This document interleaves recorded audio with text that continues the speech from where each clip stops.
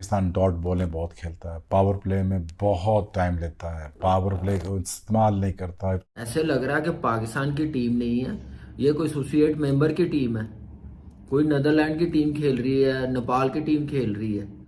पर जिस टीम की पहली बाउंड्री आएगी जाके 10वें ओवर में, ये T20 मैच चल रहा है, पहला चौका 10वें ओवर में जाके आएगा, वो टीम को तो शर्म से डूब मरना चाहिए। यहाँ पे तो एक्सपेरिमेंट हो रहा है, सो कॉल्ड एक्सपेरिमेंट, हालांकि वही प्लेयर्स हैं मगर उनकी पोजीशंस तब्दील की गई है, कईयों को बेंच पे बिठा दिया जाता है, कईयों को खिला दिया जाता है, मगर ये बड़ा जरूरी हो गया। बॉल्स में आपने 40 रन बनाए जिसमें 7 रन वाइड्स के थे, 33 रन आपके बल्ले से आए थे। अल्ट्रा एग्रेसिव कप्तान मोहम्मद रिजवान बैटिंग कर रहे थे। दुनिया के सबसे बड़े T20 के क्रिकेटर बाबर आजम 3 रन पे आउट होके चले गए थे, लेकिन आज लोग बोलेंगे कि दोबारा शायद 100 का स्ट्राइक रेट है। 100 का स्ट्राइक रेट है। पिछले मैच में 150 का स्ट्राइक रेट था बाबर का।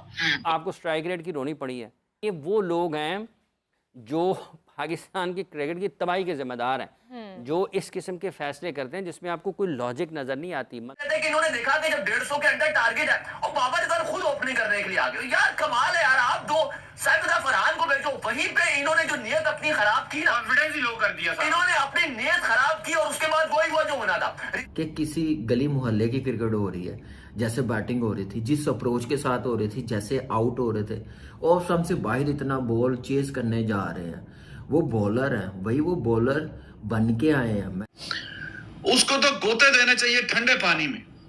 बेशर्मी की सारी हदें पार। 10वें ओवर में पहली बाउंड्री कैसे खेला जाता है और आज जमाना किस तरह की क्रिकेट खेल रहा है। 283 रन कल आपने T20 के मैच में देखे, वो कल मैच गुजर गया।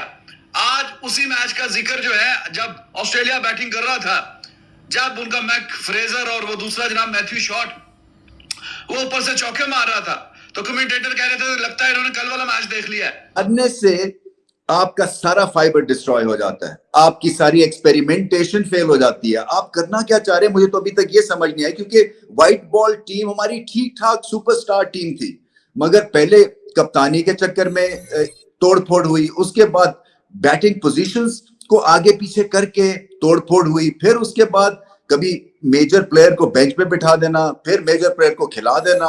कर रहे हैं बाबर के ऊपर बात हो रही है कि उन्हें टीम से निकाल देना चाहिए, उन्हें रेस्ट देना चाहिए, इससे अच्छा किसी यंग टैलेंट को हम मौका दें। Why not? अफसोस की बात तो ये है कि ये मौका हम बहुत अरसे से दे रहे हैं। देखिए बात ये है कि जब आप अच्छा नहीं खेलते हैं, वैसे ये तो ये एक और बात है। फिर out of the blue selection करना, और फिर too many cooks in the dugout. बहुत ज्यादा लोग जो हैं वो एक्सपर्ट्स बनने की कोशिश कर रहे हैं। There is massive confusion, at least optically ये लगता है कि कंफ्यूजन है, क्योंकि इस एक्सपेरिमेंटेशन का मुझे कुछ समझ नहीं आ रही है कि हम पहुंचेंगे कहां पे। 283 रन जो इंडिया ने किए, तो एक तरीकाकार है वो बैटिंग करने का, और एक तरीकाकार है कि ये बेशर्मों की बैटिंग का।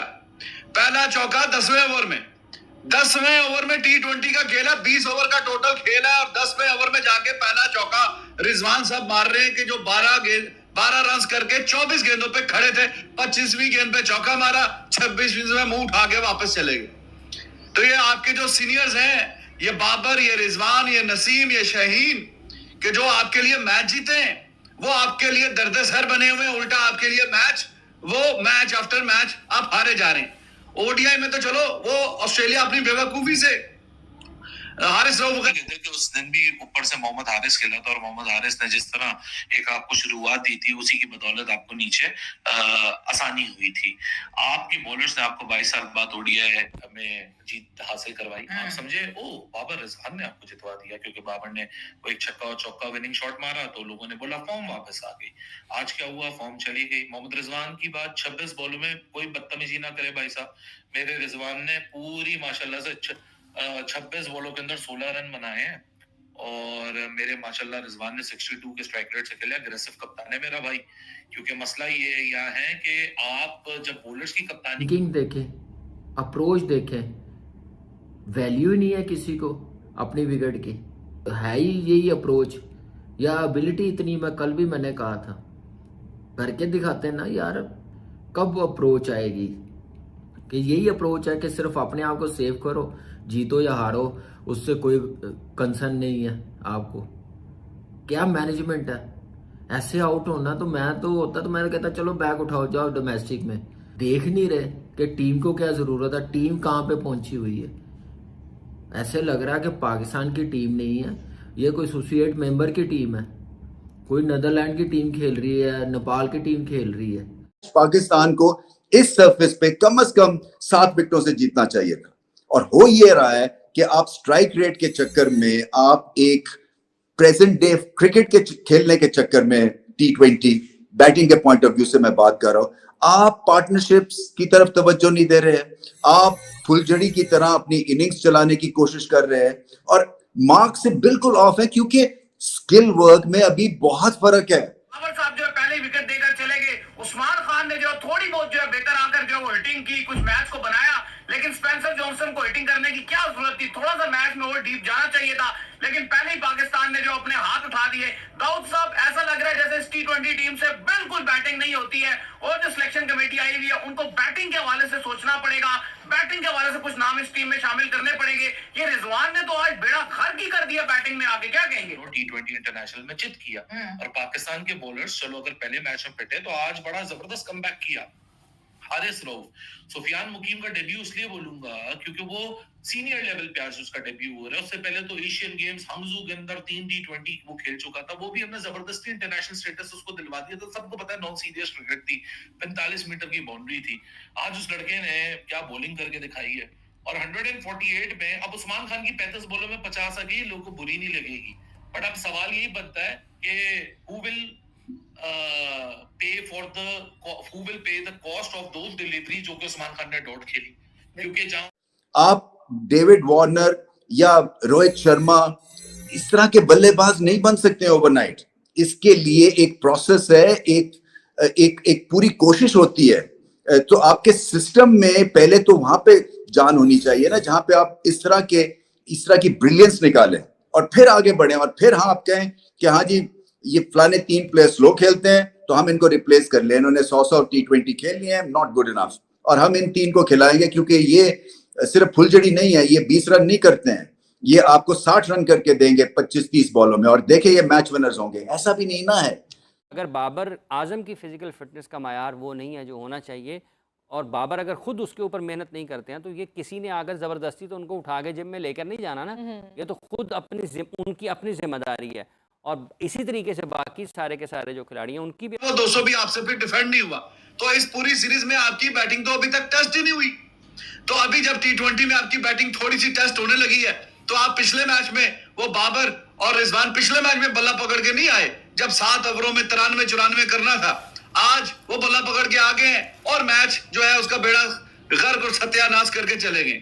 दोस्तों, दूसरे T20 में भी ऑस्ट्रेलिया ने पाकिस्तान को 13 रन से हरा दिया है। यह देखकर पाकिस्तानी मीडिया बौखला के जो रिएक्शन दे रही है वो आपने देखा, और आगे देखिए कि पाकिस्तानी मीडिया पाकिस्तान की इस बुरी हार पर और क्या रिएक्शन दे रही है। देखिए, अब उससे भी हम वही बात कर रहे थे कि जब उस्मान खान और इरफान खान खेल रहे थे, स्पेंसर जॉनसन के ओवर में आपको अटैक करने की जरूरत नहीं थी। अभी इनके पास ऐसे ओवर पड़े हुए थे कि आप उनके ऊपर अटैक कर सकते थे, और वहां पे अगर आकर अब्बास आफरीदी ने भी वही गलती की। अच्छे खासे बैटिंग कर लेते हैं, हमने देखा है बैटिंग करते हैं, लेकिन उनकी भी वही गलती कि स्पेंसर जॉनसन एक ही बॉलर था ऑस्ट्रेलिया के पास, और आप उसी के ऊपर मारे जा रहे हो। थोड़ा तो नियाजी को चांस दो, उसको 5 विकेट दे दिए आज स्पेंसर जॉनसन को। बाकी देखो मिड में मैं और आप जुड़े हुए थे, उस टाइम में दोनों ओपनर्स आ गए थे, जब हम उससे भी बात कर रहे होते ना, उसमें कोई मसले मसाइल आपको नहीं दिखते। प्रॉब्लम तो आपके बैटर्स में है। देखिए, बॉलर्स की वजह से आप बिल्कुल माजी में हारे हैं। बॉलर्स का लेना देना फिटनेस, करंट फॉर्म, कंडीशन से है, लेकिन बैटर्स का तो प्रॉब्लम उनके स्किल से है। इनके पास स्किल ही नहीं है। तो आज हम 148 की चेज में भी देख लें, आप ऑस्ट्रेलिया की बी टीम, अपने ओडीआई में बिल्कुल नहीं बोला था कि ऑस्ट्रेलिया की जेड टीम को आपने हराया। हमने आपके साथ सेलिब्रेट किया क्योंकि वो ऑस्ट्रेलिया को पहले ओडीआई में पाकिस्तान ने फाइट दी, सेकंड ओडीआई में फुल फ्लैश टीम को हराया, तीसरे में वो ऑस्ट्रेलिया की अपनी मर्जी थी। लेकिन ये तो जेड टीम थी ना मेरे भाई। इनके बॉलर्स ने पाकिस्तान को दोनों, रिजवान साहब ने जो सही कसूरवार है आज की हार के, वो रिजवान है यार। 26 गेंदें खेल के वो यार कमाल करके भाई, पहले 9 ओवर्स में पाकिस्तान की एक बाउंड्री भी नहीं। भाई 9 ओवर के अंदर आपको स्कोर था, 3 ओवरों में स्कोर था, 40 स्कोर बनाया हुआ था आपने 9 ओवरों में। 3 ओवरों में उनका 48 था, आपने 40 9 ओवरों में बनाया हुआ था। दूसरी मैंने 9 ओवरों में, भाई आपके 9 ओवर में एक भी बाउंड्री नहीं थी। दूसरा रिजवान ने 25 गेंदों पे 12 रन बनाया हुआ था, वो तो एक चलो 24 गेंदों पे एक उनका चौका लग गया और उसके बाद वो आउट हो गए, तो चलो फिर भी वो कुछ गुजारा बेहतर कर गए। वरना तो आप देखो कि 26 गेंदें भाई साहब ने खेल ली, ओपनिंग करने के लिए आए हुए और 26 गेंदें खेली। भाई कप्तान हो आप यार, किस तरह से आप ये सेल्फिश वाली नॉक्स खेल रहे हो कि बस मेरी एवरेज बेहतर हो जाए, मेरे थोड़े बहुत रन बन जाए। यार आप T20 को समझिए कि T20 क्रिकेट कहां पे जा रही है। ऑस्ट्रेलिया को देखिए कैसे खेल रहे हैं, कल मैच हमने देखा इंडिया साउथ अफ्रीका का। आप आज का ऑस्ट्रेलिया की बैटिंग देखो, दोनों ओपनर्स ने 3 ओवर में किस तरह की बैटिंग, इंग्लैंड की अप्रोच देखो यार, किस तरह से बैटिंग कर रहे हैं। हार ही गए ना, इतनी डरपोक अप्रोच अपनाने की क्या जरूरत थी।